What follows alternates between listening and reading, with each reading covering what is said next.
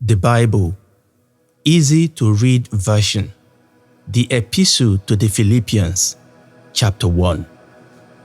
Greetings from Paul and Timothy, servants of Jesus Christ, to all of you in Philippi, who are God's holy people in Christ Jesus, including your elders and special servants. Grace and peace to you from God our Father and the Lord Jesus Christ. I thank God every time I remember you, and I always pray for all of you with joy. I thank God for the help you gave me while I told people the good news. You helped from the first day you believed until now. I am sure that the good work God began in you will continue until He completes it in the day when Jesus Christ comes again. I know I am right to think like this about all of you because you are so close to my heart. This is because you have all played such an important part in God's grace to me. Now, during this time that I am in prison, and whenever I am defending and proving the truth of the good news, God knows that I want very much to see you. I love all of you with the love of Christ Jesus. This is my prayer for you, that your love will grow more and more, that you will have knowledge and understanding with your love, that you will see the difference between what is important and what is not, and choose what is important, that you will be pure and blameless for the coming of Christ, that your life will be full of many good works that are produced by Jesus Christ to bring glory and praise to God. Brothers and sisters, I want you to know that all that has happened to me has helped to spread the good news. All the Roman guards and all the other here know that I am in prison for serving Christ. My being in prison has caused most of the believers to put their trust in the Lord and to show more courage in telling people God's message. Some people are telling the message about Christ because they are jealous and bitter. Others do it because they want to help. They are doing it out of love. They know that God gave me the work of defending the good news. But those others tell about Christ because of their selfish ambition. Their reason for doing it is wrong. They only do it because they think it will make trouble for me in prison. But that doesn't matter.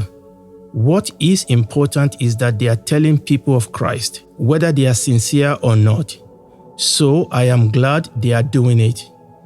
I will continue to be glad because I know that your prayers and the help the Spirit of Jesus gives me will cause this trouble to result in my freedom. I am full of hope and feel sure I will not have any reason to be ashamed. I am certain I will continue to have the same boldness to speak freely that I always have. I will let God use my life to bring more honor to Christ. It doesn't matter whether I live or die. To me, the only important thing about living is Christ, and even death will be for my benefit.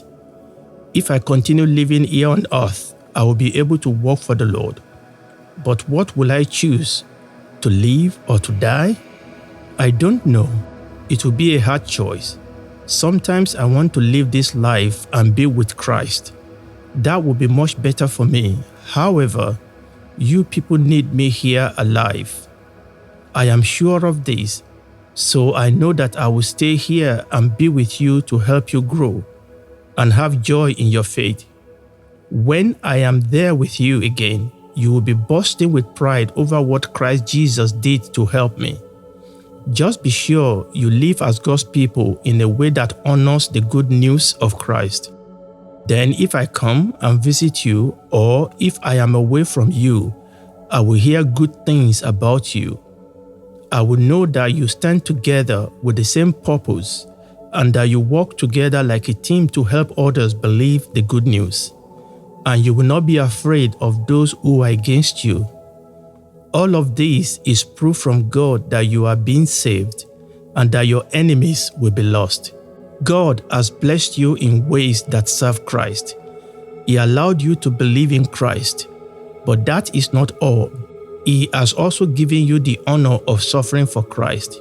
Both of these bring glory to Christ. You saw the difficulties I had to face. and you hear that I am still having troubles, now you must face them too. Chapter 2. Think about what we have in Christ, the encouragement He has brought us, the comfort of His love, our sharing in His Spirit, and the mercy and kindness He has shown us. If you enjoy these blessings, then do what will make my joy complete. Agree with each other and show your love for each other. Be united in your goals and in the way you think. In whatever you do, don't let selfishness or pride be your guide. Be humble and honor others more than yourself. Don't be interested only in your life, but care about the lives of others too. In your life together, think the way Christ Jesus taught. He was like God in every way, but He did not think that His being equal with God was something to use for His own benefit. Instead, He gave up everything, even His place with God. He accepted the role of a servant, appearing in human form. During His life as a man, He humbled Himself by being fully obedient to God, even when that cost His death on a cross. So God raised Him up to the most important place and gave Him the name that is greater than any other name. God did this so that every person will bow down to honor the name of Jesus. Everyone in heaven, on earth, and under the earth will bow. They will all confess Jesus Christ is Lord. And this will bring glory to God the Father. My dear friends, you always obeyed what you were taught, just as you obeyed when I was with you. It is even more important for you to obey now that I am not there. So you must continue to live in a way that gives meaning to your salvation. Do this with fear and respect for God. Yes, it is God who is working in you. He helps you want to do what pleases Him, and He gives you the power to do it. Do everything without complaining or arguing, so that you will be blameless and pure, children of God without any fault. But you are living with evil people all around you, who have lost their sense of what is right. Among those people, you shine like lights in a dark world, and you offer them the teaching that gives life. So I can be proud of you when Christ comes again. You will show that my work was not wasted, that I ran in the race and won. Your faith makes you give your lives as a sacrifice in serving God. Maybe I will have to offer my own life with your sacrifice, but if that happens, I will be glad, and I will share my joy with all of you. You also should be glad and share your joy with me. With the blessing of the Lord Jesus, I hope I will be able to send Timothy to you soon. I will be glad to learn how you are. I have no one else like Timothy, who genuinely cares for you. Others are interested only in their own lives. They don't care about the work of Christ Jesus. You know the kind of person Timothy is. He has served with me in telling the good news like a son with his father. I plan to send him to you quickly as soon as I know what will happen to me. I am sure the Lord will help me come to you soon. For now, I think I must send Epaphroditus back to you. He is my brother in God's family, who works and serves with me in the Lord's army. When I needed help, you sent him to me. But now he wants very much to see all of you again. He is worried because you heard that he was sick. He was sick and near death, but God helped him and me too, so that I would not have even more grief. So I want very much to send him to you. When you see him, you can be happy, and I can stop worrying about you. Welcome him in the Lord with much joy. Give honor to people like Epaphroditus. He should be honored because he almost died for the work of Christ. He put his life in danger so that he could help me. This was help that you could not give me. Chapter 3. And now, my brothers and sisters, Be filled with joy in the Lord. It is no trouble for me to write the same things to you again. I want to be sure that you are prepared. Be careful of the dogs, those men who walk does only harm. They want to cut on everyone who isn't circumcised. But we are the ones who have the true circumcision. We who worship God through His Spirit. We don't trust in ourselves or anything we can do. We take pride only in Christ Jesus. Even if I am able to trust in myself, still I don't do it. If anyone else thinks they have a reason to trust in themselves, they should know that I have a greater reason for doing so. I was circumcised on the 8th day after my birth. I am from the people of Israel and the tribe of Benjamin. I am a true Jew, and so were my parents. The law was very important to me. This is why I became a Pharisee. I was so eager to defend my religion that I persecuted the church, and no one could find fault with the way I obeyed the law of Moses. At one time, all these things were important to me, but because of Christ, I decided that they are worth nothing. Not only these things, but now I think that all things are worth nothing compared with the greatness of knowing Christ Jesus, my Lord. Because of Christ, I lost all these things, and now I know that they are all worthless trash. All I want now is Christ. I want to belong to Him. In Christ, I am right with God, but my being right does not come from following the law. It comes from God through faith. God uses my faith in Christ to make me right with Him. All I want is to know Christ and the power that raised Him from death.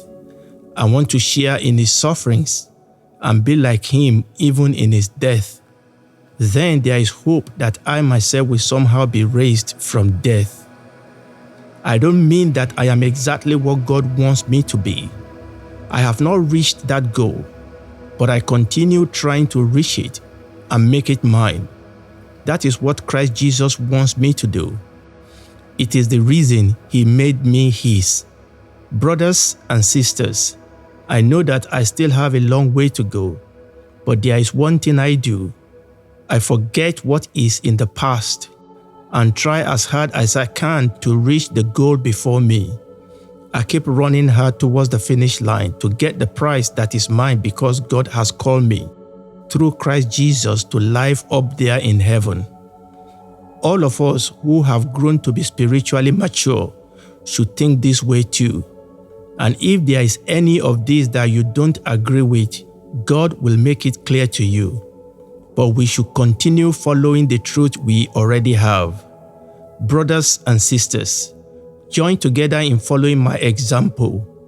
Also, learn by watching those who are living the way we showed you.